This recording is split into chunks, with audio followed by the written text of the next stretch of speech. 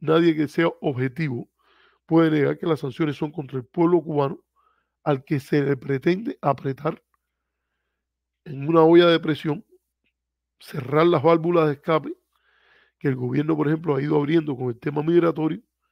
y que reviente y al reventar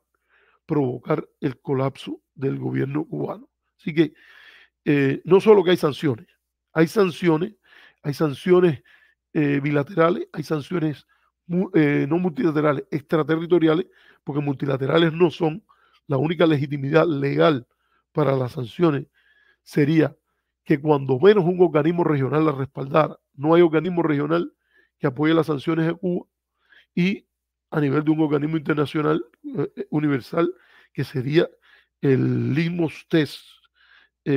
lógico bajo el capítulo 6 de la Carta de la ONU, que las sanciones fuesen adoptadas para los propósitos de la Carta, no para promover que un país explote, incluyendo los derechos humanos, porque esos son objetivos reconocidos en la Carta de la ONU, y ese litmus test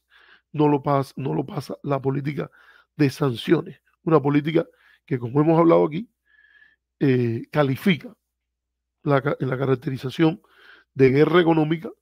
y no es un bloqueo militar, pero sí se trata de un bloqueo económico, comercial y financiero contra Cuba. Así que en cualquier narrativa, para que quede claro, y sobre todo en la narrativa nacionalista, que nunca se debe perder de vista, y patriótica, porque pase lo que pase, en Cuba este año, esta semana, dentro de 2 años, dentro de 3, 4 años, siempre debe quedar claro, que cualquier cosa que salga como resultado de la política de bloqueo viene cargada de un contenido elevadísimo de ilegitimidad.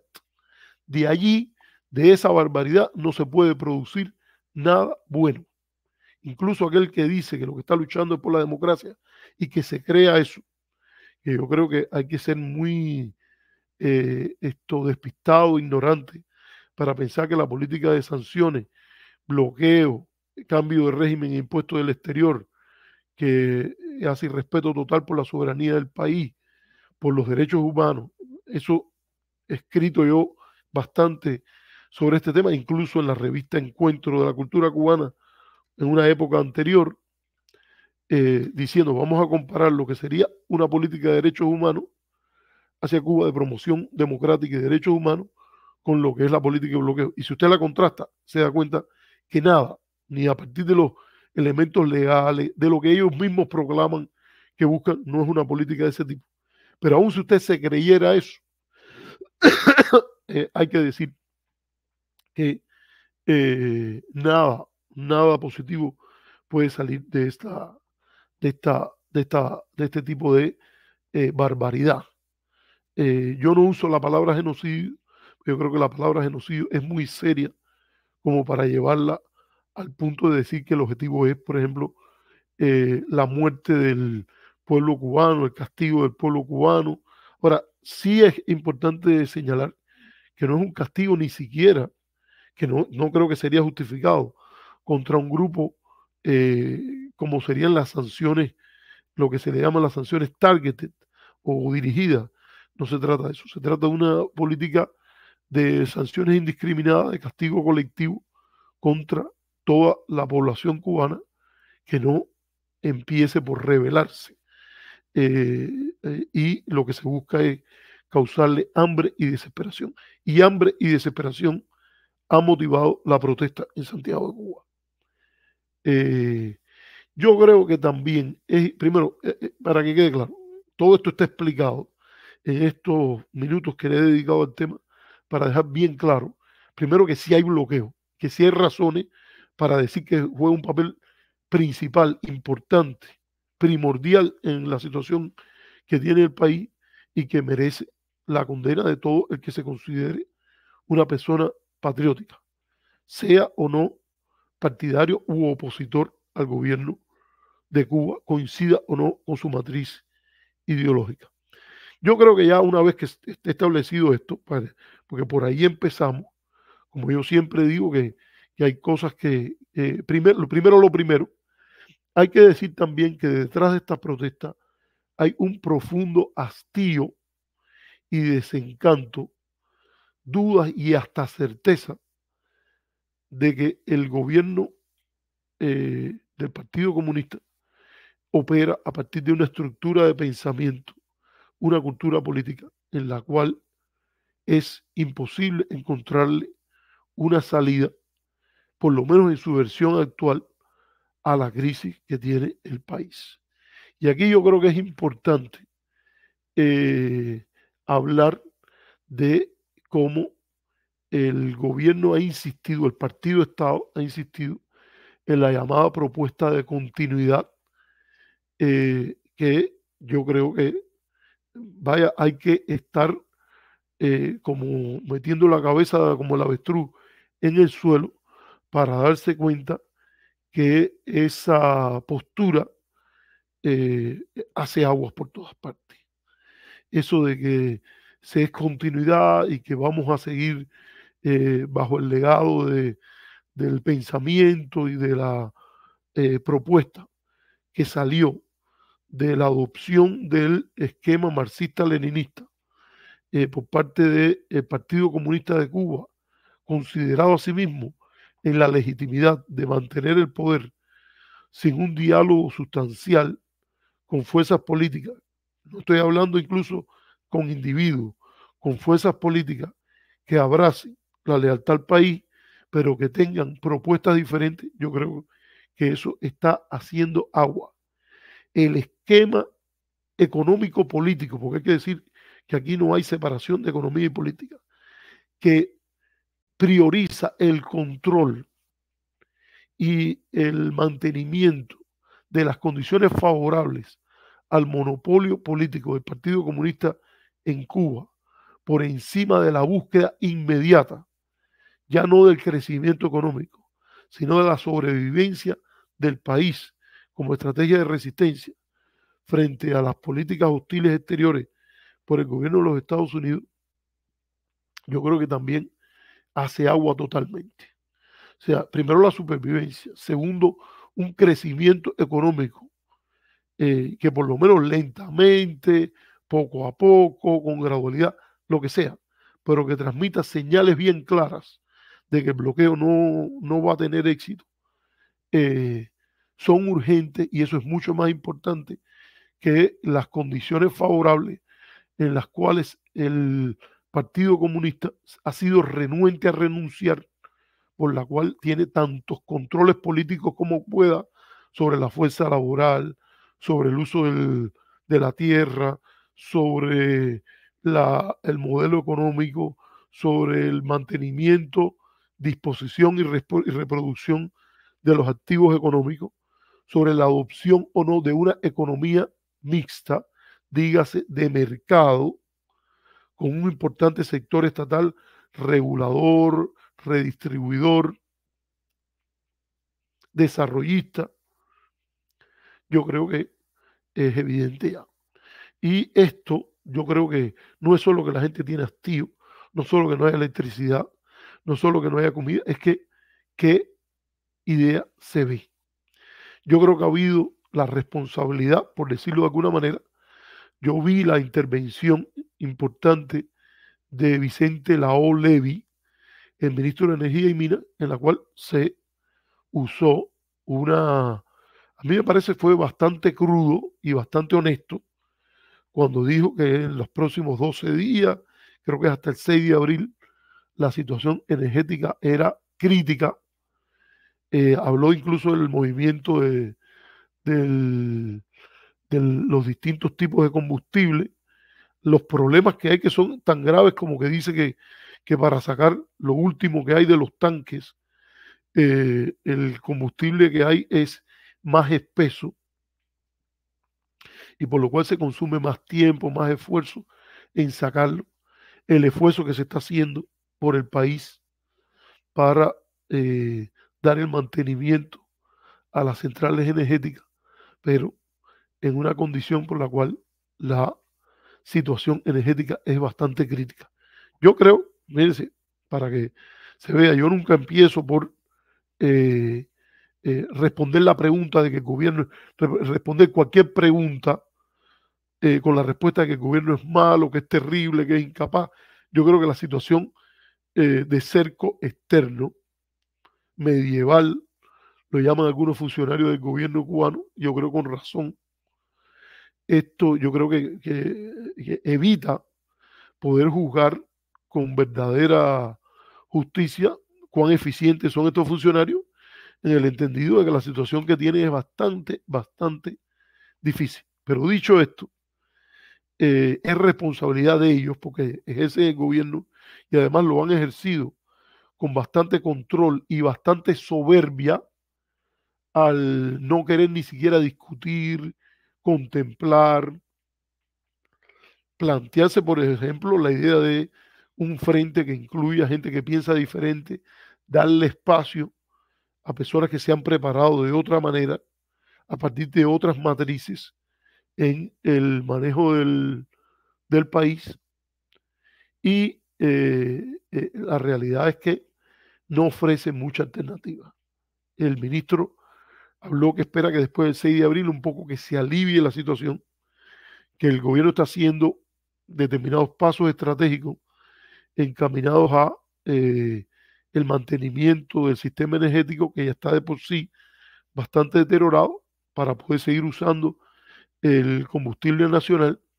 Pero si usted está en Santiago de Cuba y yo le digo, yo desde California, viendo eso, digo, no ofrece mucha esperanza. Yo no diría ni a corto, ni a mediano, ni a largo plazo. Entonces yo creo que corresponde también al gobierno cubano enfrentar con rigor, con valentía, lo que ha sido una falta de autocrítica profunda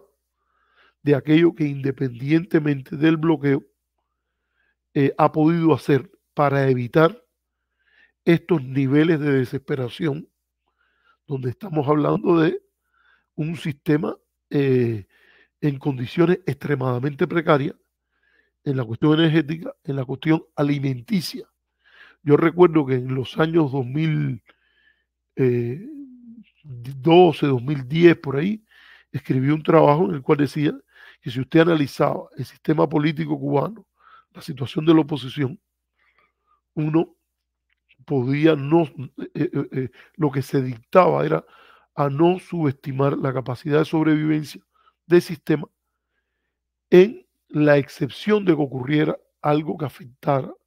los niveles elementales de seguridad energética, alimentaria, de transporte.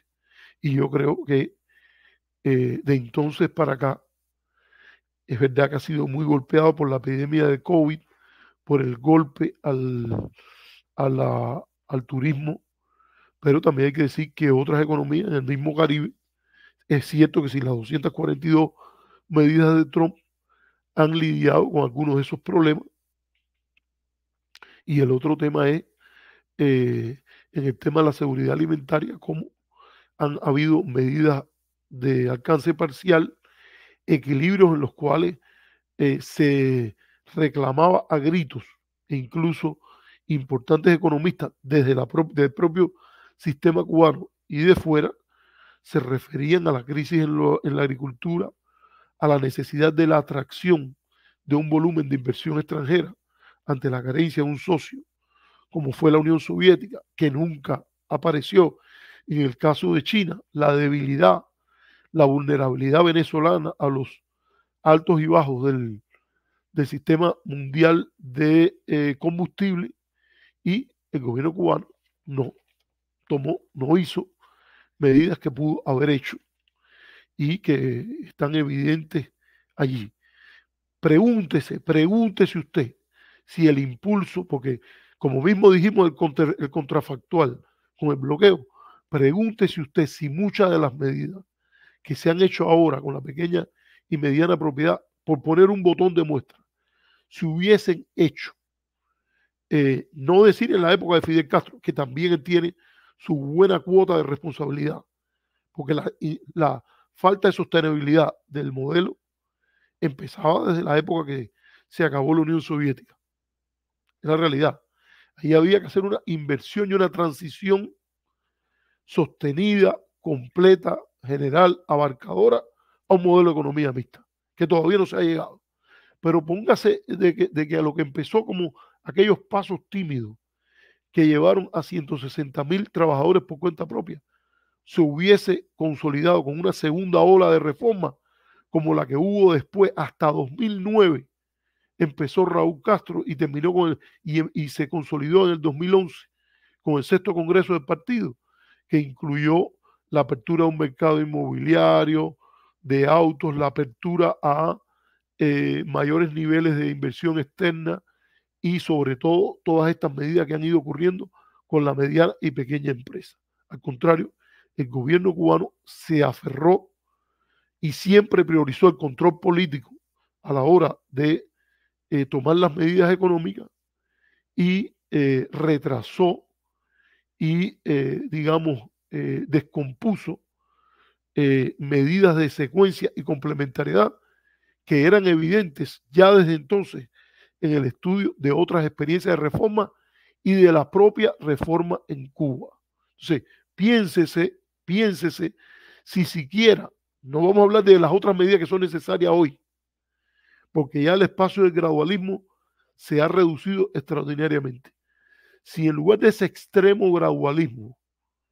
con los costos que ha tenido en términos de complementariedad, en términos de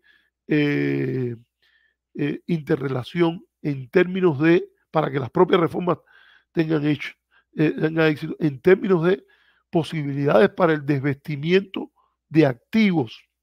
porque anticipando que en ese camino van a ocurrir otras reformas, se producen elevadas cuotas de corrupción, desvestimiento de activos, sacar activos que pertenecen al gobierno y que si hubiesen sido privatizados apropiadamente, de forma óptima, no hubiesen terminado en casos de corrupción hoy denunciados porque maquinaria, activos del gobierno fueron usados para la creación de ahora las pequeñas y medianas empresas. Mejor hubiese sido que todos esos locales, por ejemplo, hubiesen sido rentados o vendidos al mejor postor, en lugar de un compromiso con las medidas de control político que tienen que ver, por ejemplo, con mantener a los mismos trabajadores en un lugar donde ellos antes eran los trabajadores, ahora se convierte en una especie de, de propiedad privada, pagando una renta con las barberías, etcétera. Todo lo que se podía haber hecho de una manera distinta, en el entendido de que, fíjate, ¿para dónde vamos? Hacia un modelo de economía mixta, fundamentalmente de mercado, donde las medidas redistribuidoras, eh, reguladoras del gobierno se basan en esa economía del sector público en condiciones de mercado. Ahí, si uno pone, fíjense, sin complicar que se llegara hasta ese punto, si, pensemos que se podía llegar hasta lo que se ha llegado hoy. Si todo eso se hubiese hecho 10, 15, 20 años atrás, ¿dónde estaría el país? Así que, para que quede claro, como mismo dijimos, empezando por primero por lo primero, las medidas que se tomaron desde 1960, el memorándum del Lester Mayor y lo que vino después, yo creo que segundo, en un papel importantísimo, hay que entender cómo detrás de esta protesta está ese hastío, ese desencanto, esa convicción, yo creo, de un sector importante de la población que si no protesta no se le van a escuchar sus necesidades más urgentes y desconfía que si no lo hace vaya a encontrarse soluciones urgentes como son dentro del marco, dentro de la estructura de la manera de pensar, la ideología que tiene, que enuncia el gobierno cubano con su preferencia por el control político, para decirlo de alguna manera. Y yo creo que eso merece también, incluso hay un nivel de descrédito que merece que el gobierno cubano, como parte de construir una narrativa creíble en su capacidad de superar la crisis, más allá del patriotismo, porque yo no creo que hay que denegarle el patriotismo, la convicción nacionalista de no dejar que se imponga desde fuera una salida de corte platista. Más allá de eso, yo creo que hay la responsabilidad también patriótica de la autocrítica de lo que hizo bien y lo que no hizo bien la generación histórica y el peso que jugó desde Fidel Castro, Raúl Castro hasta abajo, hasta los miembros de otras generaciones que no los cuestionaron adecuadamente en la urgencia de reformas que nunca se adoptaron a tiempo y la vida está pasando la cuenta. Yo voy a parar un momentico aquí, voy a tomar un break y vengo porque voy a seguir hablando de este tema. Denme un momentico porque también quiero tomar un poquitico de agua. Vengo ahora.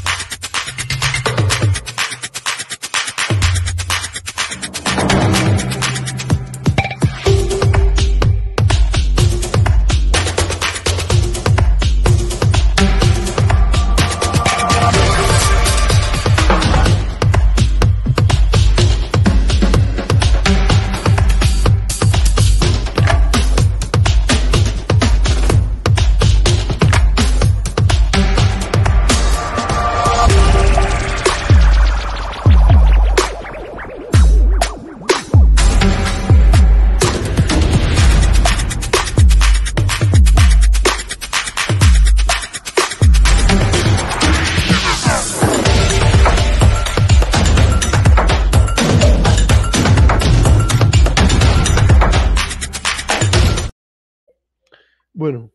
estamos, sí, ya vi. Estamos aquí conversando sobre estos temas, las protestas que han habido en Cuba, en Santiago de Cuba, en Bayamo. Se habla de que también hubo protestas en el Cobre. Yo creo que es importante también mencionar que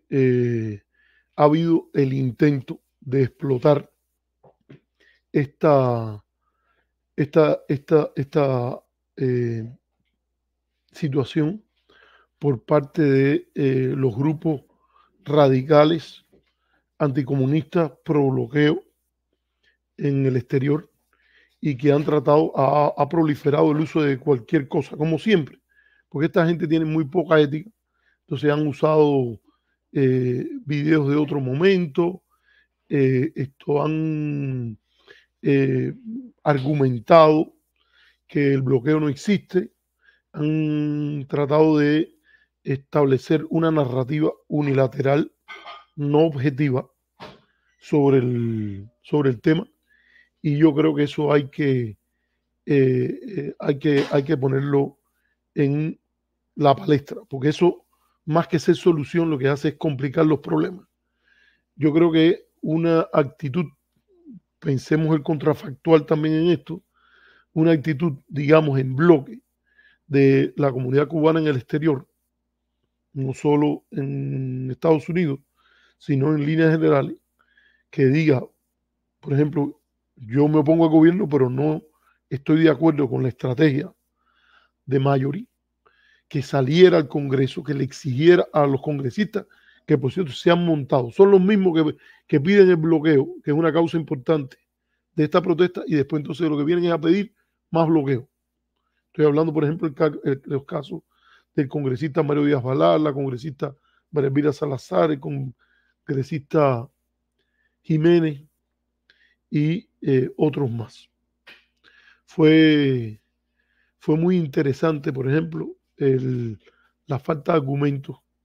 que tuvieron recientemente los que estaban a favor de mantener a Cuba en la lista de países terroristas, cuando se aparecieron miembros del grupo Code Pink y le aguaron la fiesta ahí con carteles para sacar a Cuba de la lista de países terroristas. Muy interesante cómo la congresista María Elvira Salazar, en lugar de atender al llamado de que Cuba no era un país terrorista, lo que empezó a decir que, fíjense cuál fue el estándar de democracia que ella tomó. Ella dice que Cuba es una dictadura, que Cuba no se permite la libertad de expresión, pero entonces lo que ella dijo fue, Mira, qué gracioso que tú vengas aquí a poner ese cartel. Si estuviéramos en Cuba, no te lo hubieran permitido hablar cerca del Capitolio o algo así. Pero esta hipocresía, este doble estándar de esta gente, yo creo que no importa. Y de ellos no hay solución a esperar. Yo creo que esto es importante a decirlo. Ahora, ¿qué yo creo que se podría hacer? Primero que todo, en el tema del bloqueo es tratar de quitarlo. Todo lo que se quite para ahí se impone a partir de la desesperación que tiene el pueblo de Cuba. El que de verdad quiera cambiar la situación de Cuba y esté fuera, lo primero que tiene que hacer es provocar o buscar que la situación del mundo con Cuba se normalice. Que el mundo se abra a Cuba, como dijo Juan Pablo II, eh, para la irritación, para concebir bien y poner las cosas en su propio contexto desde 1998 y también para irritación, molestia de todos aquellos que están a favor de una política de destrucción y de cambio de régimen a través de la desesperación y el hambre impuesto desde fuera. Ahora, ¿qué también se podría decir en contra de del otro elemento que hemos planteado, de la responsabilidad del gobierno? Yo creo primero hay que atender de manera radical y drástica, y lo digo así mismo, qué puede hacer el gobierno de manera radical y drástica para que el país pueda empezar a resolver y alivie los niveles de desesperación que hay en términos de seguridad energética, de transporte, de comida, que son cuestiones elementales sin las cuales no tiene sentido la sobrevivencia del sistema político alguno. Y aquí habría que saltar por encima de cualquier barrera ideológica y por encima de cualquier noción de ¿cómo se diría? Privilegiar el control político sobre la sociedad, típico de las sociedades comunistas. De todo eso, mira, ya hay tanta desesperación que lo lógico es que toda esa ideología y toda esa preferencia por el control se ponga en el tacho de la basura, o por lo menos que se posponga, se ponga detrás de las nociones de sobrevivencia y de crecimiento económico. A mí me parece que esto tiene una dimensión clara. Y por poner un ejemplo, yo creo que ya se debería permitir sin restricción alguna, así lo digo, sin restricción alguna, sin ningún tipo de impuesto. Yo no estoy diciendo que para siempre, pero en un caso prudencial de tiempo, la importación sin ninguna restricción por entes privados, cooperativos, estatales, por quien sea, de alimentos con las propias consideraciones lógicas fitosanitarias y de, sobre todo, equipos para la producción agrícola. Hasta el propio Esteban Lazo ha dicho que en otras épocas Cuba producía mucho más alimentos que los que produce hoy. Bueno, si hay elementos de restricción interna y de restricción externa, por lo menos los internos hay que desmantelarlos. Hay que sobrevivir, hay que comer, hay que transportarse, tiene que haber electricidad. Todo lo que haya que hacer. Si implica privatización, si implica importación sin ninguna carga fiscal, eso, aperos de labranza, tractores, lo que sea. Pero a esta hora el tiempo del gradualismo se malgastó, para que quede claro. Y es verdad que se malgastó bajo condiciones demasiado violentas de guerra económica, pero se malgastó. Y una diferencia se podría haber hecho patrióticamente si muchos de esos cambios se hubieran adoptado con consistencia, regularidad, bien pensados. No se hicieron. ¿Por qué fue? Por desidia, por abandono, por preferencia, por el control político, por temor a la desigualdad, por lo que fuera. Yo creo que hoy no tiene sentido imponer restricción ninguna. Yo creo que el llamado y la situación de la protesta es de un drama y de una urgencia que no se puede ignorar. Ya pasó el 11 de julio y ahora viene. Y le digo, cualquiera que estudie y vea con un mínimo de seriedad la presentación del ministro de Energía y Minas, es espeluznante lo que él sugiere. Cuando alguien te está diciendo que están sacando lo último del tanque de combustible para producir la energía del país, yo creo que hay que salir corriendo a ver qué se hace. Y no debe haber otra restricción más que el país viva, que la gente pueda comer, trabajar, ganarse honradamente la vida. Eso tiene que ver también con las condiciones más elementales que tienen que ver con los derechos humanos. Así que yo creo que es hora de que el gobierno reaccione. Y yo creo que ha hecho algunas reacciones, no podemos descalificar, pero es hora de hablar con la urgencia, con el drama, y ojalá todo el que ha hablado contra el bloqueo, todo el que ha sido amigo de Cuba, también, y cuando digo amigo de Cuba sin discriminación, el gobierno, los que discrepan con el gobierno, pero que actúan desde sentimientos patrióticos, la sociedad en general, las instituciones de la sociedad civil, incluyendo las comunidades religiosas.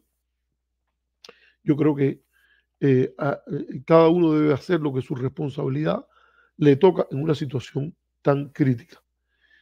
Yo creo que hay una cosa positiva en el orden político, que es esto de tolerar la protesta e iniciar un diálogo con actores, por ejemplo, a nivel local, ir allí y conversar con la gente. Yo creo que es un buen paso, pero muy insuficiente. Yo creo que respetar el disenso, conversar,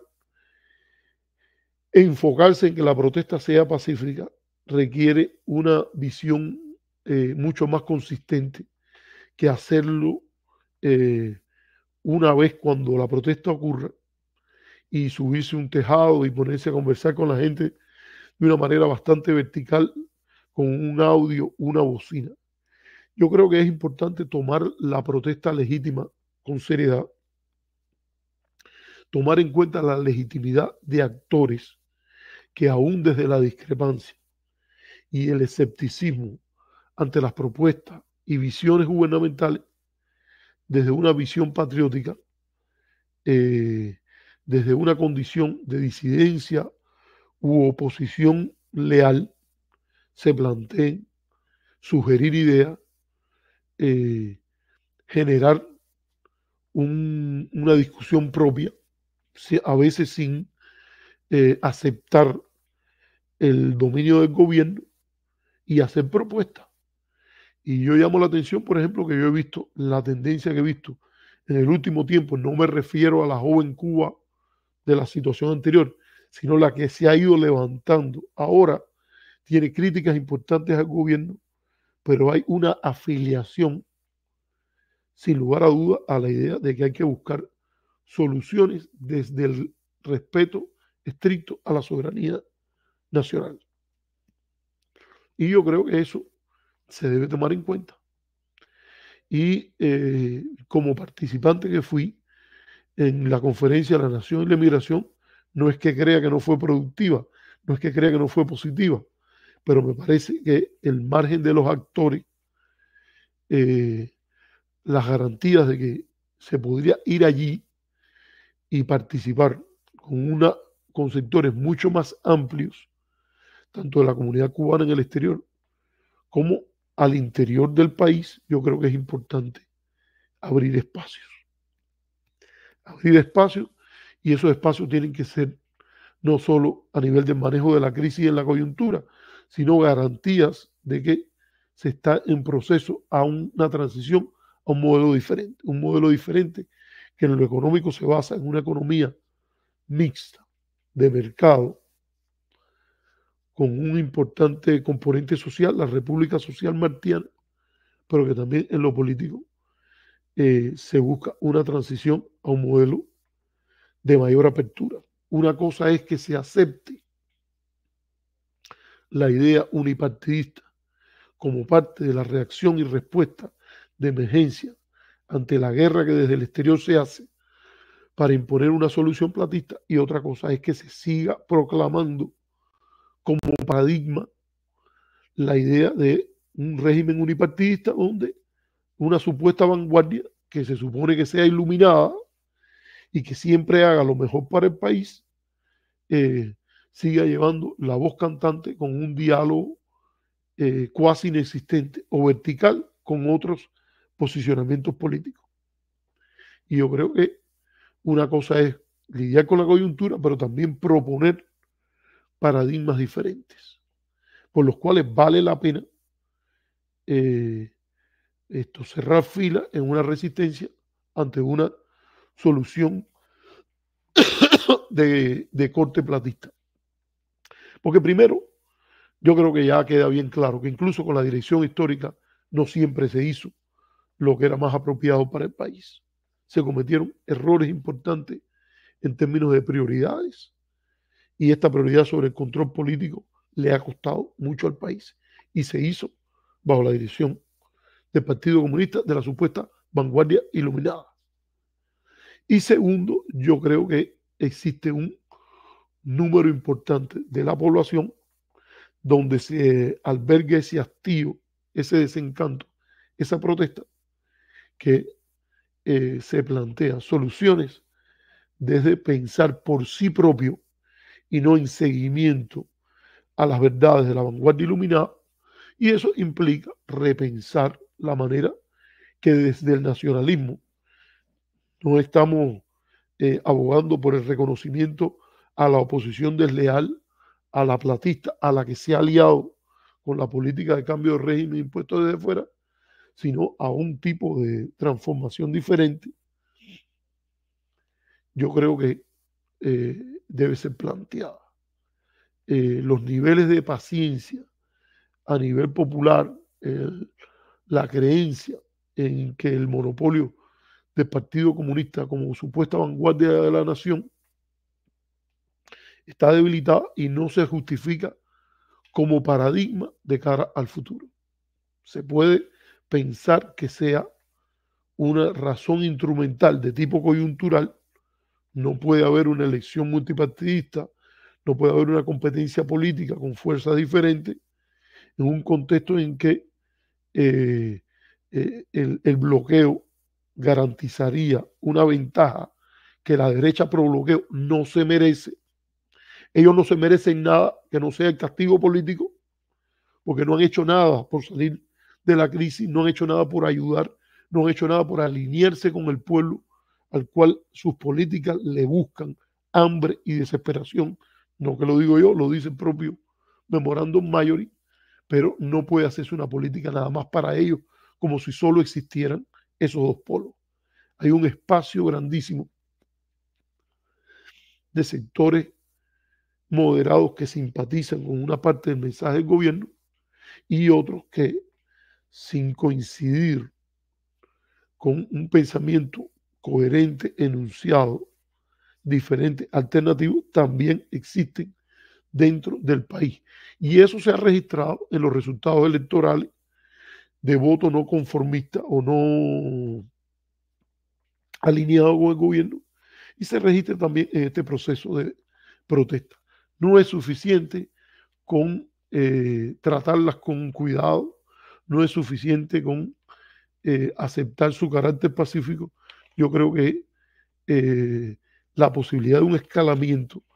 la posibilidad de que puedan ocurrir cosas que lleven a mayores vulnerabilidades del país, incluso en temas soberanos, yo creo que es importante estar alerta y sacrificar lo que sea. Cuando digo lo que sea, no me refiero a la soberanía, no me refiero al bienestar del pueblo, sino a consideraciones de tipo político-ideológica o de control político, que es algo que siempre ha sido una prioridad en los sistemas de Partido Comunista. Yo creo que hay que planteárselo. Entonces, yo creo que es importante para entender esto, entender los contrafactuales, que ya lo hemos planteado aquí. ¿Qué hubiese pasado si en Cuba no existieran siquiera las 243 medidas que se adoptaron por Trump y que Biden las ha mantenido? ¿Qué hubiese pasado si la administración Biden hubiese siquiera planteado un retorno a el desmantelamiento de la implementación del bloqueo, ni siquiera del bloqueo como leyes, que ocurrió en los 2 últimos años de la presidencia de Obama? Sin lugar a dudas, estos niveles de desesperación, de hambre, de una situación energética tan terrible, no existirían. Y todo se hizo a partir de un pretexto, esto ya desacreditado hoy, que fue aquella cuestión de los ataques sónicos, en los cuales nunca se ha probado, primero, que existieran de verdad, y segundo, si existieron, porque puede ser que hubiese ocurrido ese síndrome. La comunidad científica dice que es muy difícil que hubiesen sido ataques sónicos, y nada apunta a que el gobierno cubano o que incluso el pueblo cubano debe ser tratado como responsable por esas cosas, y mucho menos que se adopten 242 medidas o que se manipule de una manera tan partidista un elemento tan importante como es la lista de países patrocinadores del terrorismo del Departamento de Estado. Y el otro contrafactual, que ya lo hemos dicho, que hubiese pasado si el propio gobierno hubiese realizado un proceso de reformas de 20 años atrás, 15 años atrás, 10 años atrás, de la envergadura que se ha planteado, por ejemplo, a partir del nuevo modelo económico de las reformas planteadas a partir de la Constitución de 2019, etcétera. Y finalmente ese punto que hemos planteado de quiénes son los que de Estados Unidos quieren apretar. Primero, no son demócratas, no quieren ningún proceso real de consolidación democrática, no quieren que el país aterrice suavemente en un proceso por el cual el propio crecimiento económico y el crecimiento de un sector orientado al mercado, como sugiere la teoría de la democratización por modernización, lleve a que haya una clase media, que se cree un espacio de burguesía también, y de una sociedad económica plural, en la cual otros elementos como de Estado por derecho, que conduzcan un Estado de derecho, con desarrollo de prácticas contractuales, con un aumento del espacio de sociedad civil, lleven a una apertura donde lo político sucede a la medida que lo planteó el gran politólogo Samuel Huntington, donde una liberalización precede un proceso de democratización más amplio. Al contrario, esta gente apuesta al colapso, apuesta a imponer a los favoritos desde fuera en una especie de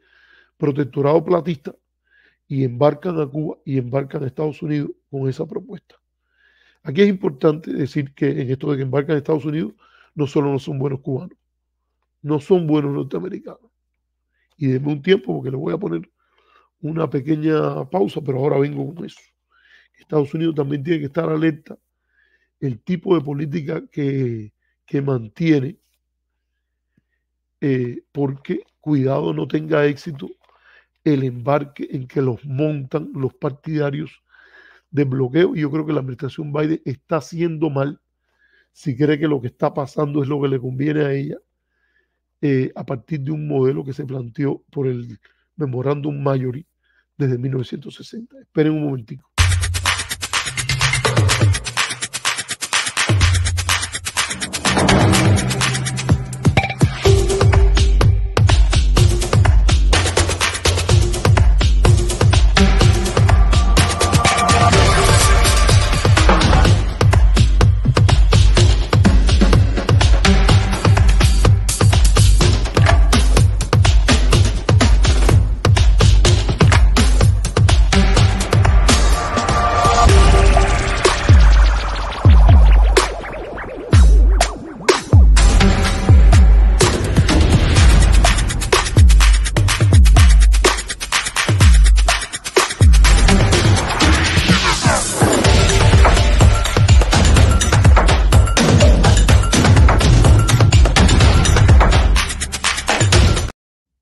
Bueno, estaba hablando estamos entrando en una fase un poquitico más avanzada en el programa. Yo estaba hablando de que desde el patriotismo cubano hay que oponerse a la idea de la continuidad, que ha sido tan importante en el discurso, la narrativa del gobierno cubano, porque esa continuidad solo lleva a más de lo mismo. Yo creo que una cosa es plantearse la idea de la conciliación de clases, de la preeminencia del patriotismo, de reivindicar el legado nacionalista, patriótico, positivo, antirracista del proceso revolucionario. Y otra cosa es comprarse los mecanismos de control social y políticos típicos de la posición leninista que ha dominado en el gobierno cubano, yo creo que casi desde sus inicios, con no solo la tradición marxista-leninista que representó la adopción de esta ideología, sino también de una tradición autoritaria que venía presente en las diferentes fuerzas y la cultura política antes de 1959, de la cual los revolucionarios fueron parte,